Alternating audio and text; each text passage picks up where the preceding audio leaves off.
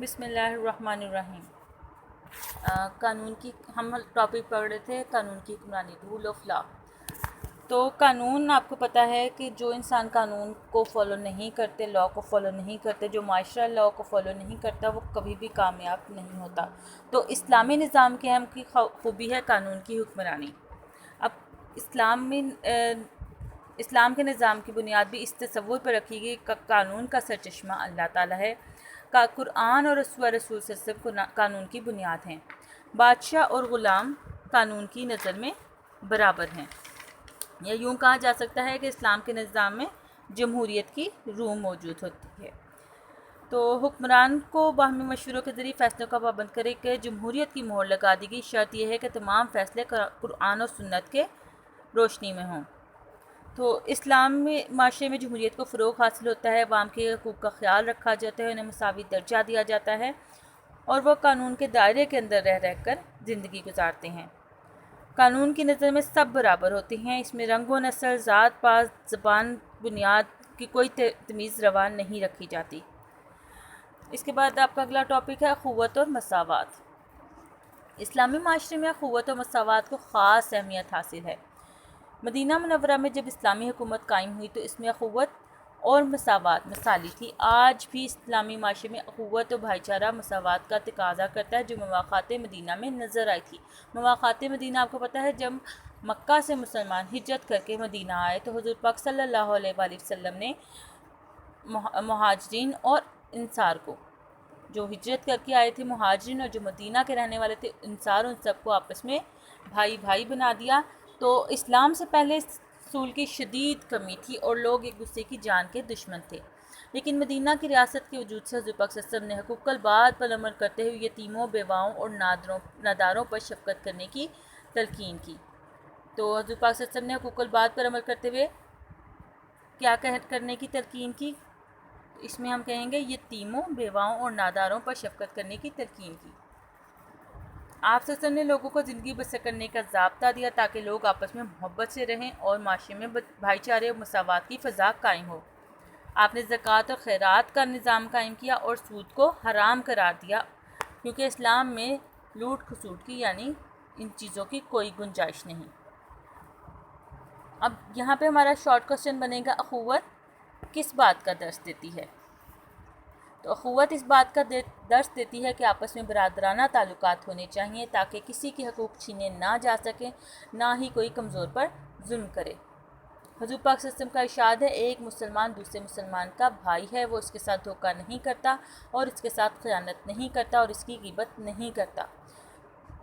اس میں حضور پاک صلی اللہ علیہ وسلم نے اخوت کے بارے میں کیا ارشاد فرمایا، یہاں پہ یہ کوسچن بنے گا، ٹھیک ہے۔ اس میں آپ نے یہاں تک لکھنا ہے، آپ صلی اللہ علیہ وسلم نے کینہ اور حسد سے باز رہنے کا درس دیا، لہٰذا مسلمانوں کو چاہیے کہ وہ اتفاق سے رہیں اور ایک دوسرے کی مدد کریں۔ اسلام میں جہاں اخوت اور بھائی چارے کو مقام حاصل ہے، وہاں مساوات پر بھی زور دیا گیا۔ اب مساوات کے بارے میں یعنی ایک دوسرے سے برابر کے جو تعلقات ہیں، اس میں علامہ اقبال کے الفاظ میں کیا ہے، ایک ہی صف میں کھڑے ہو گئے محمود و ایاز، نہ کوئی بندہ رہا نہ کوئی بندہ نواز۔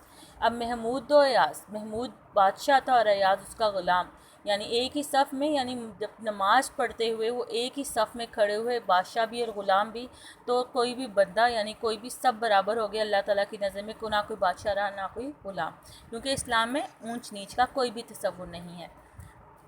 اسلام ایسے معاشرے کی بنیاد رکھتا ہے جس میں غریب اور امیر سب ایک جیسے ہوں اور کسی کو کسی پر برتری حاصل نہیں ہوتی۔ تو ابھی ایک اور شارٹ کوسچن بنے گا، حضرت محمد صلی اللہ علیہ وسلم نے مساوات کے بارے میں اپنے آخری خطبہ میں کیا فرمایا؟ تو یہاں سے یہ سارا اس میں آئے گا، اے لوگو، بے شک تمہارا رب بھی ایک ہے اور تمہارا باپ بھی ایک۔ آگاہ رہو، کسی عربی کو کسی اجمی پر، کسی اجمی کو کسی عربی پر، کسی سفید فام کو کسی سیاہ فام پر اور کسی سیاہ فام کو کسی سفید فام پر کوئی فضیلت حاصل نہیں۔ فضیلت کا معیار صرف تقویٰ پہ ہے۔ حدیث مسند احمد بک کا نام ہے، اس کی حدیث نمبر 22,391۔ تو اسلام تو کیا ہے؟ مساوات کا نام ہے۔ تو اللہ تعالیٰ کے نزدیک کوئی شخص بھی برتر نہیں، اور اگر کوئی بڑا ہے تو اپنے اچھے اعمال کی بنا پر اب آپ دیکھ لیں مسجد میں کوئی شخص افضل نہیں ہے، سب ایک ہی امام کے پیچھے کھڑے ہو کے نماز ادا کرتے ہیں، اسی طرح اللہ کے حضور بھی کسی کو برتری حاصل نہیں۔ اب اس میں یہاں پہ کوئی شارٹ کوسچن بنے گا، اللہ تعالیٰ نے مساوات نسل انسانی کا درس دیتے ہوئے سورۃ حجرات میں کیا ارشاد فرمایا؟ آپ نے ارشاد یا ایھا الناس انا خلقناکم من ذکر و انثی وجعلناکم شعوبا وقبائل لتعارفوا ان اکرمکم عند اللہ اتقاکم۔ لوگوں، ترجمہ لکھنا ہے آپ نے صرف، لوگوں ہم نے تم کو ایک مرد اور عورت سے پیدا کیا اور تمہاری قومیں اور قبیلے بنائے تاکہ ایک دوسرے کو شناخت کرو، اور اللہ کے نزدیک تم میں زیادہ عزت والا وہ ہے جو زیادہ پرہیزگار ہے۔ سورۃ الحجرات کی آیت نمبر 13۔ تو اس آیت میں اللہ تعالیٰ نے صاف پیدا کیا ہے کہ قومیں اور قبیلے صرف شناخت کے لیے بنائے گئے ہیں، اس سے کوئی بھی کسی سے برتر یا عزت والا نہیں ہو سکتا، اور سب سے زیادہ عزت والا اللہ کی نظر میں وہ ہے جو پرہیزگار ہے۔ عدل و انصاف، جسٹس اینڈ ایکویٹی۔ اب عدل و انصاف کیا ہے؟ جب ہم ایک منصفانہ معاشرے کا قیام کرتے ہیں تو اس میں عدل اور سماجی مساوات پر زور دیا جاتا ہے۔ معاشرے میں ذات، پات، رنگ، نسل اور ایک تمیز نہیں رکھی جاتی اور تمام انسانوں کو برابر کے درجے دیے جاتے ہیں۔ تو عدل و انصاف کے بغیر کوئی بھی معاشرہ ترقی نہیں کر سکتا، لہٰذا عدل و انصاف کا تقاضا ہے کہ معاشرے میں ہر کسی کو اس کا حق ملے۔ جہاں انصاف پر مبنی معاشرہ ہوگا، معاشرے کی دوسری برائیاں خود بخود ٹھیک ہو جائیں گی، کیونکہ اس طرح کوئی کسی کا حق غصب نہیں کر سکے گا۔ اب سزا کا خوف ہوگا تو کوئی بے ایمانی نہیں کرے گا۔ اب طلوع اسلام سے پہلے اس قسم کی بے ایمانی کی طاقتور کو سزا نہ دینا جبکہ کمزور کو سزا دینا عام تھا، لیکن اسلام کے بعد عدل و انصاف کا بول بالا ہوا، معاشرے میں عدل و انصاف کی فضا قائم ہوئی اور مسلمان معاشرے میں انصاف ایک اہم ضرورت بن گیا۔ ٹھیک ہے، اس میں آپ بہت زیادہ لینتھی نہیں ہونا چاہیے، یہ اس کو ابھی آپ شارٹ کر لیں گے۔ تو عدل و انصاف کے نفاذ کو ممکن بنانے کے لیے عدالتی نظام کی کیا ذمہ داری ہے؟ ٹھیک ہے،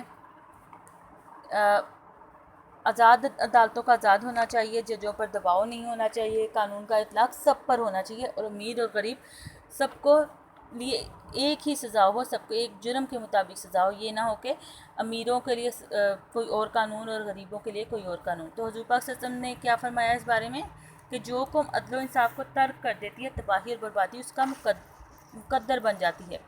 تو اب اس کی مثال حضور پاک صلی اللہ علیہ وسلم نے عدل و انصاف کی کیا مثال دی ان کی زندگی میں کہ ایک دفعہ قبیلہ بنو مخزوم کی عورت نے چوری کی اور آپ صلی اللہ علیہ وسلم سے سفارش کی گئی، تو آپ صلی اللہ علیہ وسلم نے ارشاد فرمایا، ٹھیک ہے، یہ آپ کو یہ بھی شارٹ کوسچن میں آ سکتا ہے، تم سے پہلی قومیں اس لیے تباہ و برباد ہوئیں کہ ان میں سے جب کوئی بڑا آدمی جرم کرتا تو اسے سزا نہیں دی جاتی تھی، اور اگر کوئی چھوٹا آدمی جرم کرتا تو اس پر حد لاگو کر دی جاتی تھی۔ خدا کی قسم اگر فاطمہ بنت محمد صلی اللہ علیہ وآلہ وسلم بھی چوری کرتی تو میں اس کا بھی ہاتھ کاٹ دیتا۔ تو اس لیے عدل و انصاف کی اہمیت سے انکار نہیں کیا جا سکتا۔ تو یہاں پہ آپ کا لانگ کوسچن نمبر 2 ختم ہوتا ہے۔ نیکسٹ لیکچر میں ہم پڑھیں گے دو قومی نظریے کے بارے میں۔